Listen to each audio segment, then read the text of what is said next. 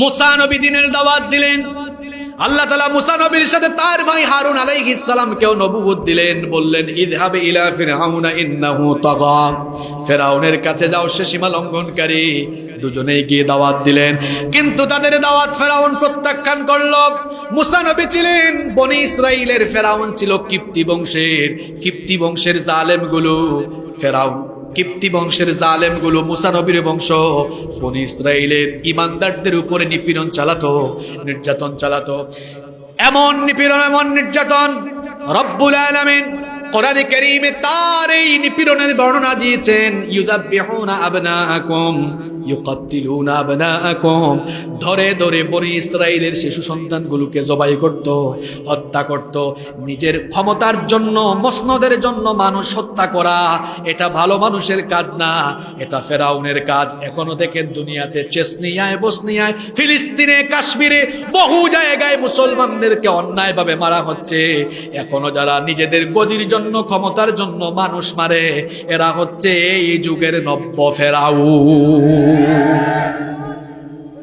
চতুর্দিকে নির্যাতন, নিপীড়ন। আল্লাহ তাআলার একটা সুন্নত হলো, আল্লাহ তাআলা কাউকে একেবারে খতম করার আগে ছোট ছোট গজব দেন, দিয়ে আল্লাহ সতর্ক করেন। সতর্ক না হলে চূড়ান্ত গজব দেন কে? যুবক ভাইরা, ওয়ানডে সিরিজ দেখেন না? ওয়ানডে সিরিজ, এরকম সিরিজ আকারে ফেরাউনের কাছে এবার গজব আসা শুরু হলো। ফেরাউন যখন নিপীড়ন শুরু করলো, আল্লাহ তাআলা তাকে একবারে ধ্বংস করার আগে ছোট ছোট কয়েকটা সিরিজ আকারে আল্লাহ তাআলা তার উপরে কয়েকটা গজব দিলেন। এক নাম্বার গজবের নাম দুর্ভিক্ষ। জুড়ে বলেন কি? ফসলের মাঠের ফসল নষ্ট হলো। আসার সময় দেখলাম ডানে বামে শুধু ধানের ক্ষেত। এই ধানের ক্ষেতগুলোতে এক রাতে নষ্ট করে দিতে পারেন যিনি, তিনি কে? তাহলে সব ক্ষমতা কার কাছে? মাঠের সব ফসলগুলো নষ্ট হয়ে গেল। ফেরাউন এমন শয়তান যে নিজেকে খোদা বলে দাবি করেছিল। সে বলেছিল আমি খোদা। আসলে সে খোদা না, হুদা। হুদা কিচ্ছু না। সে যখন দেখলো সব ফসল নষ্ট হয়েছে, সে তো বলেছে আমি মিশরের আল্লাহ, মিশরের খোদা।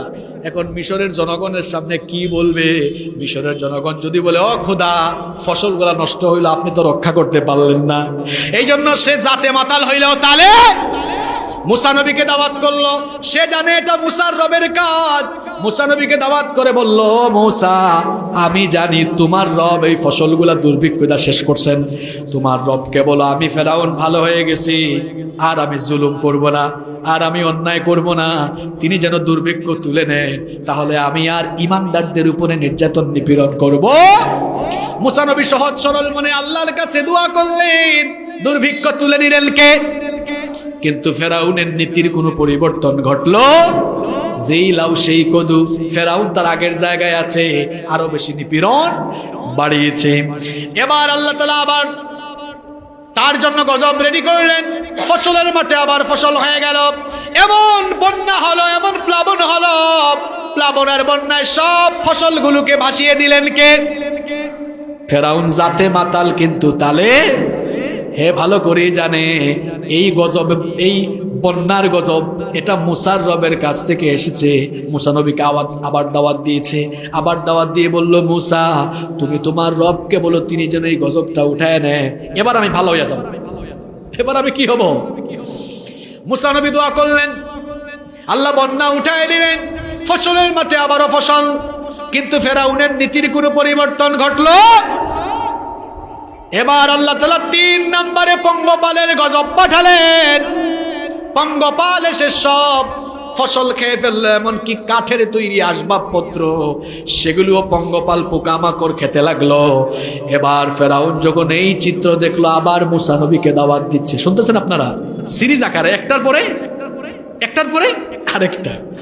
বলল, মুসা, পঙ্গপাল তো সব সাবার করে ফেলতেছে, শেষ করে ফেলতেছে।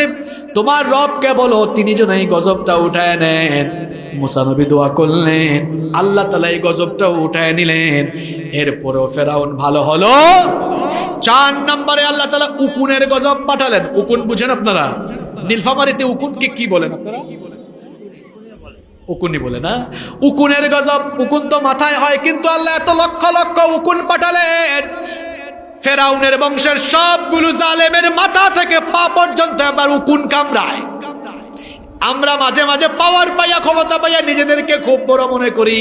আল্লাহর মশার সামনেও দাঁড়ানোর কোনো ক্ষমতা আমাদের। নমরুদের মতো শয়তানকে, নমরুদের মতো ক্ষমতাওয়ালাকে ল্যাংরা মশা দিয়া সাইজ করেছেন কে? আসতে বলবেন না, জোরে বলেন কে? সে আল্লাহ এখন নাই, থাকলেও পাওয়ারটা আগের মতো নাই। আল্লাহ ধরে ধরে ধরে না, আল্লাহ যখন ধরে ছাড়ে না জুতার বাড়ি খাওয়াইয়া দেয় নমরুদের মতো। উকুনের গজব আসলো, এখন ফেরাউন সুদ্ধা সবগুলা খালি এমনি এমনি করে উকুনে কামড়ায়। তো মুসা নবীকে দাওয়াত দিয়েছে, বলল মুসা উকুনের যন্ত্রণায় বাঁচি না, তোমার রবকে বলো এই গজব তিনি যেন উঠায় নেন, এবার আমরা ভালো হয়ে যাব। দোয়া করলেন মুসা নবী, আল্লাহ গজবটা উঠায় নিলেন, কিন্তু সে ভালো হলো না। এবার আল্লাহ ব্যাঙের গজব পাঠালেন।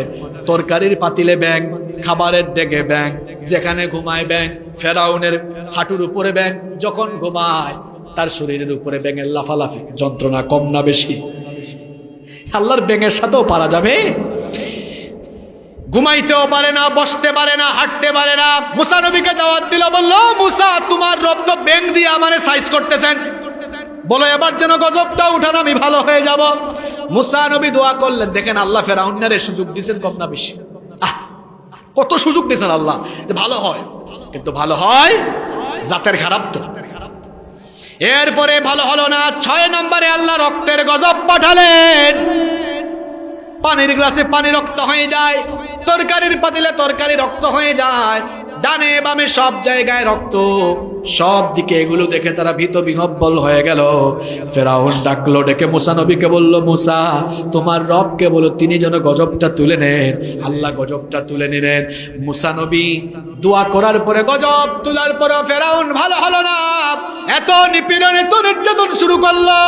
নীলফামারীর বাবারা ভাইয়েরা শোনেন, মুসা নবীর সময়ে কি নির্যাতন চলেছিল। এইরকম অবস্থায় ফেরাউন যারা ঈমান আনতো, ঈমানদারদের ছেলেদেরকে ধরে ধরে জবাই করে ফেলতো। আল্লাহ কোরআনে বলেছেন, ইউকাত্তিলুনা আবনাআকুম ইউযাববিহুনা আবনাআকুম, ধরে ধরে জবাই করত। অত্যাচার নিপীড়ন এমন ছিল, ঈমানদারদেরকে ধরে উত্তপ্ত গরম পাতিলের মধ্যে ফেলে দেওয়া হতো। ঈমানদারদেরকে এইরকম জুলুম, এইরকম নির্যাতন করা হতো। উত্তপ্ত ড্যাগ কিংবা আগুন জ্বালিয়ে বলা হতো, হয় তোমার ঈমান দাও নইলে জীবন দাও। ঈমানদাররা জীবন দিয়েছে, কিন্তু ঈমান দেয়, ঈমানটা হতে হবে এমন। ঈমান বিরোধী যারা, ঈমান বিরোধীরা ঈমান কেড়ে নিতে চাইল, জীবন দিবে কিন্তু ঈমান দেওয়া যাবে। নির্যাতন বাড়লো, আল্লাহ এবার গজব পাঠালেন, মহামারীর গজব দিলেন। কোন রেওয়ায়াতে আমি পড়েছি প্লেগ মহামারী আল্লাহ দিলেন। কিপ্তি সম্প্রদায়ের, ফেরাউনের জালেম সম্প্রদায়ের প্রায় 70,000 লোক এই মহামারীতে মারা গেল। কিন্তু দেখা গেল ঈমানদারদের উপরে কোনো মহামারী আসে? আরো জোরে বলেন। এই যে 7টা, এই যে কয়েকটা গজবের কথা বললাম, প্রত্যেকটা গজব ধরছে জালেমকে না ভালো মানুষকে? তাহলে বোঝা গেল গজব আল্লাহই দেন, আবার গজব থেকে হেফাজত করেন কে? এরপরে এত নির্যাতন নিপীড়ন শুরু করলো। মুসা নবীকে বলল, মুসা বলো তোমার রব যেন এই মহামারীটা তুলে নেন, কারণ মহামারীতে এত মানুষ মরতেছে, না জানি আমি ফেরাউনও কোন সময় চলে যাই। চাচা আপন জান বাঁচা, বলল আমার জানটা আগে বাঁচাই, বলো এই মহামারীটা যেন আল্লাহ তুলে নেন। মহামারী আল্লাহ তুলে নিলেন। এরপরে ফেরাউন ভালো হয়ে গেছে। ইবাদত গৃহে হামলা চালালো। মুসা নবী বললেন, ও রব, নিপীড়ন করতে করতে তোমার ঘরে হাত দিয়েছে, এই জালেমের হাত তুমি ধ্বংস করে দাও। নবী যখন কোন কওমের জন্য বদদুয়া করেন, কবুল করে ফেলেন কে? এবার আল্লাহ বললেন, ও নবী মুসা, এতদিন তারে আমি ছাড় দিয়েছি, আর ছাড় দেব না, ফাইনালি তারে আমি ধরবো। আপনি আপনার উম্মত নিয়ে রাতের বেলা মিশর ছেড়ে চলে যান। মুসা নবী আল্লাহর সিদ্ধান্ত মোতাবেক তিনি তার উম্মতকে নিয়ে মিশর ছেড়ে রাতের বেলা রওনা দিলেন। সকাল বেলা তিনি পথ চলতে চলতে লোহিত সাগরের ধারে চলে গেলেন। এবার সামনে সাগর, কিন্তু সাগরটা তো পাস হওয়া যাবে এই খবর আবার চলে গেল ফেরাউনের কানে। ফেরাউন তার সেনাবাহিনী রেডি করে মুসা নবীকে ধাওয়া করার জন্য পিছু পিছু আসতে লাগলো। বলল আজ মুসা এবং তার উম্মতের রেহাই নাই। আস্তে আস্তে তারা যখন লোহিত সাগরের কাছে চলে আসলো, মুসা নবীর উম্মত তখন বললেন, ও নবী মুসা, তোমার কথা মেনে তো এখন আমরা দেখতেছি মরণের ফাঁদে পা দিয়েছি। সামনে সাগর, সামনে গেলে মরা লাগবে, পেছনে ফেরাউনের বাহিনী, পেছনে গেলেও মরা লাগবে, কি করব আমরা? মুসা নবী বললেন, বেসবরের দল, অস্থির হয়ে যেও না, এখানে আমরা এসেছি কার সিদ্ধান্তে? আরো জোরে বলেন। তিনি বললেন, কাল্লা ইন্না মাইয়া রাব্বি সায়াহদিন। আমরা একা নই, আমাদের সাথে যিনি আছেন তিনি কে? তিনি আমাদেরকে পথ দেখাবেন।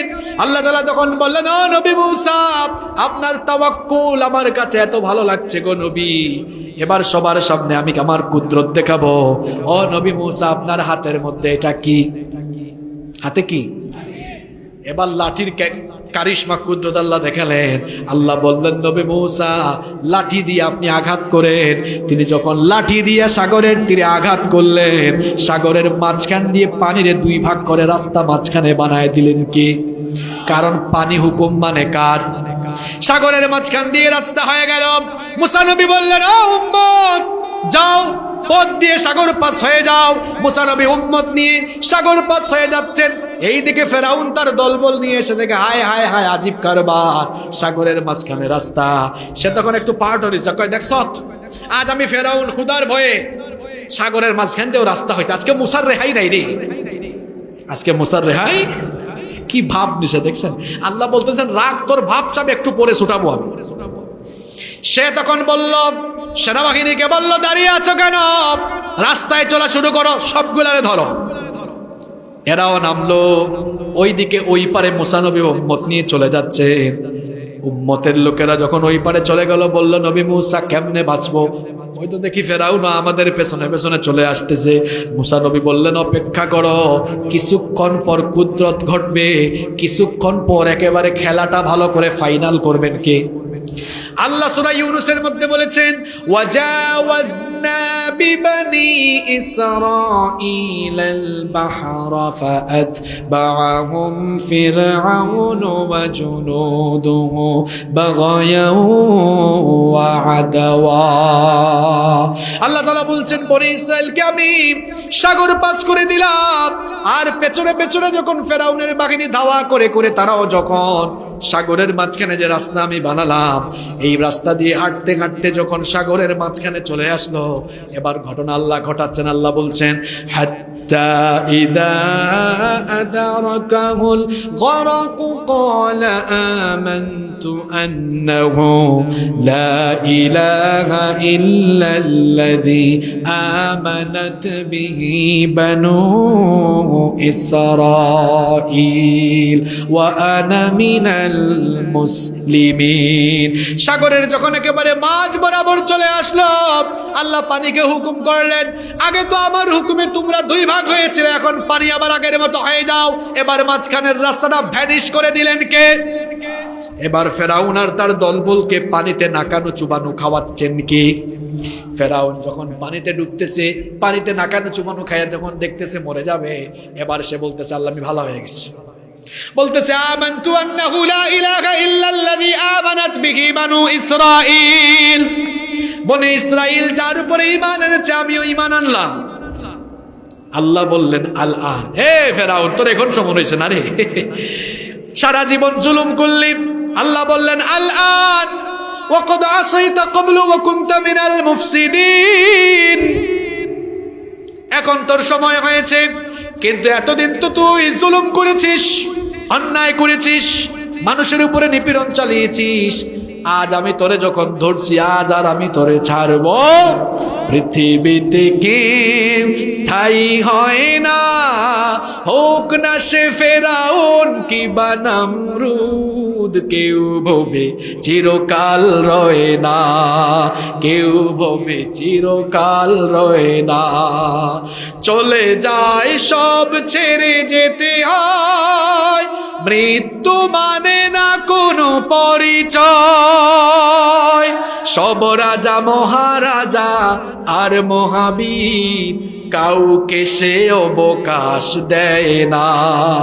পৃথিবীতে কেউ স্থায়ী হয় না, হোক না সে ফেরাউন কিবা নমরুদ। কেউ ভবে চিরকাল রয় না, কেউ ভবে চিরকাল রয় না।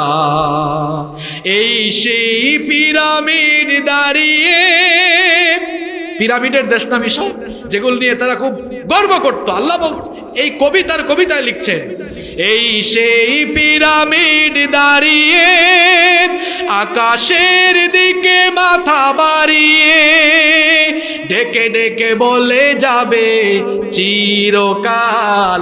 কেউ বলেন তোরে মারবো, কিন্তু তোরে আমি রাইখাও দিব, দৃষ্টান্ত রাখবো। আল্লাহ বললেন ফালইয়াউমা নুনাজ্জিকা বিবাদানিকা লিতাকুনা লিমান খালফাকা আয়া। আজ আমি তোকে পৃথিবী থেকে বিদায় করলেও তোর দেহকে আমি বাঁচায় দিব। এটা থাকবে। কেন থাকবে? কারণ তোর পরে লজ্জায় কেউ ফেরাউন নাম রাখবে না, কিন্তু তোর মতো ইমানদারদের উপরে দিনপন্থী লোকদের পথে বাধা বিঘ্নতা সৃষ্টি করবে। এর পরিণাম কি হয় তোর পরিণতি দেখে তারা যেন শিক্ষা নিতে পারে। এই জন্য আমি তোর এই দেহকে সংরক্ষিত করে রাখবো। এখনো ফেরাউনের সেই মমি করা দেহ, প্রত্নতাত্ত্বিক উপায়ে মমি করা সেই দেহ মিশরের রাজধানী কায়রোতে আছে না নাই? জোরে বলেন আছে না নাই? ফেরাউনি চরিত্র অনুসরণ করে, ফেরাউনি কায়দায়, ফেরাউনি স্টাইলে মানুষের উপরে জুলুম নির্যাতন চালালে পরিণতি ভালো হয় না। ফেরাউনের মতো বেইজ্জত হয়ে দুনিয়া থেকে যাওয়া লাগবে।